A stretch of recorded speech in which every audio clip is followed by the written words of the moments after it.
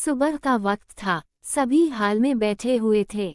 अधिराज जी, सुगंधा जी, बलवंत जी, शलाका जी, कामिनी, रितेश और अंगद सभी वहां बैठे रुद्राक्ष के आने का इंतजार कर रहे थे। हद है यार, कहाँ है वो, खुद हम सबको बुलाता है और फिर खुद ही नहीं आता। अंगद ने कहा ही था कि तभी मैं हमेशा अपने टाइम से ही रहता हूँ। मैंने कहा था कि मैं 1 घंटे में सबसे मिलना चाहता हूँ। अभी 1 घंटे होने में पूरे 2 मिनट बाकी है, कहकर रुद्राक्ष आया और अपनी दादी माँ के बगल में एक राजा की तरह बैठ गया। अधिराज जी रुद्राक्ष की तरफ देखते हुए, तो बताओ रुद्र, क्यों बुलाया तुमने हम सबको? अधिराज जी ने पूछा तो रुद्राक्ष बोला, 1 मिनट डैड, अभी इस घर में 3 लोग उपस्थित नहीं है जो इस घर में मेरे बहुत करीब है। एक माई वाइफ माई लाइफ, एक माई सिस्टर नंदनी और मेरा दोस्त अम्ब्रुज। तीनों आ जाएं तब मैं अपनी बात शुरू करता हूँ। रुद्राक्ष ने कहा ही था कि तभी वहां वो तीनों भी आ गए। अम्ब्रुज आते ही, क्या हुआ रुद्र, बुलाया तूने, कुछ अर्जेंट था क्या? अम्ब्रुज ने पूछा तो रुद्राक्ष उसकी तरफ देखते हुए मुस्कुरा दिया, फिर बोला, पहले आ बैठ इधर। रुद्राक्ष ने कहा तो अम्ब्रुज उसकी साइड में आकर बैठ गया। रुद्राक्ष नंदनी की ओर देखते हुए, नंदनी आओ बच्चा, तुम भी बैठो उधर। रुद्राक्ष ने कहा तो नंदनी भी सुगंधा जी के बगल में बैठ गई। फिर रुद्राक्ष की नज़र रश्मि पर गई, जो अब भी असमंजस से सामने देख रही थी। बीवी, तुम्हें अलग से कहूँ क्या, आओ मेरे पास। रुद्राक्ष ने रश्मि की तरफ देखते हुए कहा तो रश्मि भी रुद्राक्ष के बगल में जाकर थोड़ी दूरी बनाकर बैठ गई। रुद्राक्ष ने देखा, फिर सामने देखने लगा और बोला, जैसा कि मैंने कहा था कि सब आ जाएं, तो एक बहुत जरूरी बात करनी है मुझे आप सबसे, और वो जरूरी बात जुड़ी है नंदनी से। रुद्राक्ष ने कहा तो सब हैरानी से रुद्राक्ष की तरफ देखने लगे। नंदनी खुद रुद्राक्ष की तरफ हैरानी से देखने लगी।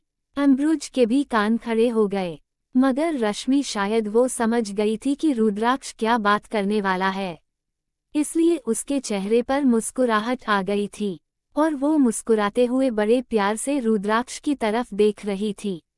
रुद्राक्ष को भी रश्मि की नज़रें खुद पर फील हो रही थी, मगर उसने उसकी तरफ देखा तक नहीं। वहीं अंगद तो रश्मि की ऐसी नज़रें देखकर गुस्से से उबल ही पड़ा।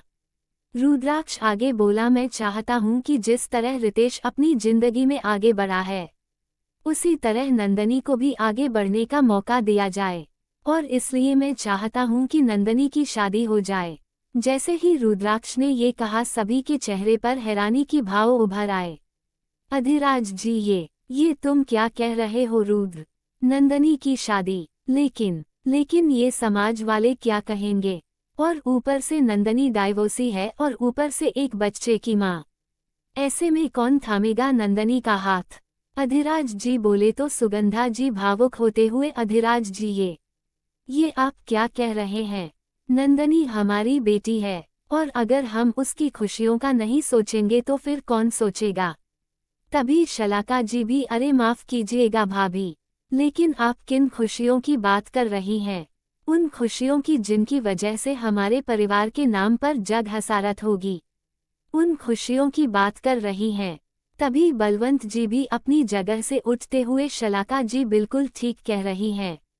हम नंदनी की शादी करके हमारे परिवार के नाम पर एक और कलंक लगने नहीं दे सकते हैं। एक कलंक नंदनी पहले ही लगा चुकी थी, जब वो शादी से पहले ही रितेश के बच्चे की मां बनने वाली थी। लेकिन फिर परिवार की इज्जत के डर से हमने भी रितेश की शादी नंदनी से करवा दी और रितेश को घर जवाई बना लिया। लेकिन फिर हुआ क्या? दोनों की शादी टूट गई, क्योंकि तब कामिनी रितेश साथ आ गए थे, और फिर इनकी आपसी सहमति से हमने इन दोनों का डाइवोर्स करवाकर रितेश और कामिनी की शादी करवा दी। और अब फिर से शादी। बलवंत जी बोल ही रहे थे कि तभी रश्मि अपनी जगह से उठते हुए, माफ कीजिएगा चाचा जी, छोटा मुंह बड़ी बात, लेकिन चाचा जी ऐसा करके हम नंदनी के साथ गलत कर रहे हैं। आप उनकी तरफ एक बार देखिए, क्या जिस तरह नंदनी आज हमारे साथ रहती हैं, क्या ये रितेश जी से शादी होने से पहले भी ऐसे ही रहती थी? बोलिए, जवाब दीजिए। रश्मि ने पूछा तो सभी एकदम से खामोश हो गए। क्योंकि ये तो पहले वाली नंदनी थी ही नहीं। पहले वाली नंदनी बहुत ज्यादा खुशमिजाज और चंचल लड़की थी। हमेशा अपनी चंचलता और मासूमियत से सबको हंसाती रहती थी। लेकिन आज वही नंदनी के चेहरे पर हर वक्त उदासी, मायूसी और आंखों में नमी बसी रहती है। रश्मि फिर बोली, आप बताइए माँ, क्या ये आपकी वही बेटी है? बोलिए, रश्मि ने पूछा तो सुगंधा जी की आंखें बहने लगी। वो रश्मि के सीने से लगकर सुबकने लगी। नंदनी की भी आंखें बह रही थी। रश्मि दादी माँ के सामने नंदनी को लाकर खड़ा कर दिया और बोली, ध्यान में देखिए दादी माँ, क्या ये वही आपकी नटखट नंदनी है जिसकी बदमाशी से आप परेशान रहती थी? दादी माँ ने सुना तो नंदनी के गले लगाए रो पड़ी और ना में सिर हिलाने लगी। फिर रश्मि नंदनी को अधिराज जी के सामने लाकर खड़ा कर दिया। बोलिए पापाजी, ये आपकी अपनी बेटी है जिसे आप पहचानते हैं। अधिराज जी ने सुना तो उनका सीना छलनी हो गया। उन्होंने नंदनी को अपने सीने से लगाया, फफक पड़े। रश्मि भी अपने आंसू बार बार साफ कर रही थी। रुद्राक्ष की भी आंखें एक बार को नम हो गई थी, लेकिन उसने जल्दी उन्हें साफ कर मुस्कुरा दिया। आज उसे अपनी पसंद पर नाज हो रहा था। उधर रश्मि ने अपनी आंखें साफ की और बोली, शायद अब आपको जवाब मिल गया होगा चाचा जी। हम ये शादी समाज को दिखाने के लिए नहीं, बल्कि नंदनी के जीवन में खुशियां भरने के लिए कर रहे हैं। इसलिए नंदनी की शादी तो होकर रहेगी। रश्मि ने जैसे ही कहा था कि तभी अंगद गुस्से से आगे बढ़ते हुए, ए लड़की, अपनी हद में रहो और मत भूलो कि तुम हमारे डैड से बात कर रही हो। तभी रुद्राक्ष अंगद के सामने आते हुए, और तुम ये मत भूलो कि तुम किंग की क्वीन का अपमान कर रहे हो, मेरी बीवी की इंसल्ट कर रहे हो। सो तुम अपने हद में रहो, वरना कहीं ये ना हो कि मेरी बीवी की इंसल्ट करने के चक्कर में अपनी जान गंवा बैठो। रुद्राक्ष अंगद दोनों ने ही एक दूसरे की काला पकड़ ली थी और अब एक दूसरे को घूर रहे थे।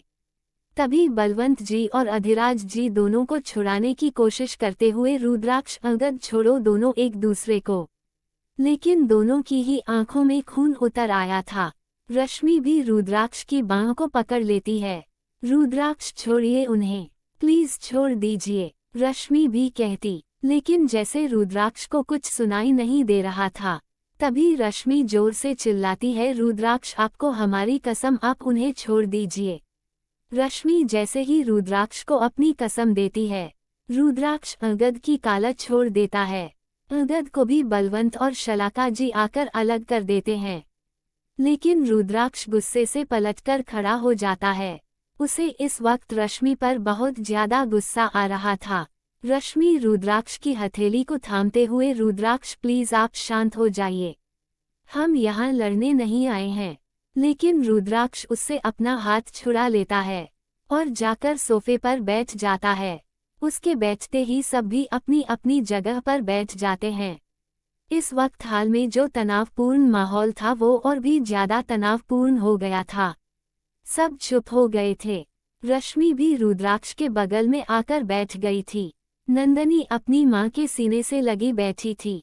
तब अधिराज जी चुप्पी तोड़ते हुए कहते हैं, ठीक है रुद्राक्ष, हम तुम्हारी बात से सहमत हैं। लेकिन रुद्राक्ष नंदनी से शादी करेगा कौन? क्योंकि बात तो अब भी वही है जो मैंने पहले कभी थी। तभी रुद्राक्ष एकदम से नंदनी के लिए लड़का शादी करने के लिए तैयार है।